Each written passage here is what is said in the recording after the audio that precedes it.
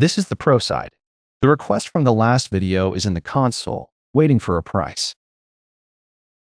Open it, and you have the customer, the product, and the quantity they asked for. Price the line, and the total updates as you type. Nothing has been sent yet. Send it, and the customer gets an email with a link to accept or decline.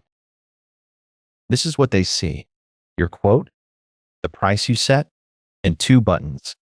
No account, no login. Accept goes straight to checkout for the amount you quoted, not a new order they have to rebuild. And the same order is paid, with a receipt on the page the quote was on. PriceVeil Pro closes that loop. The free plugin is on WordPress.org.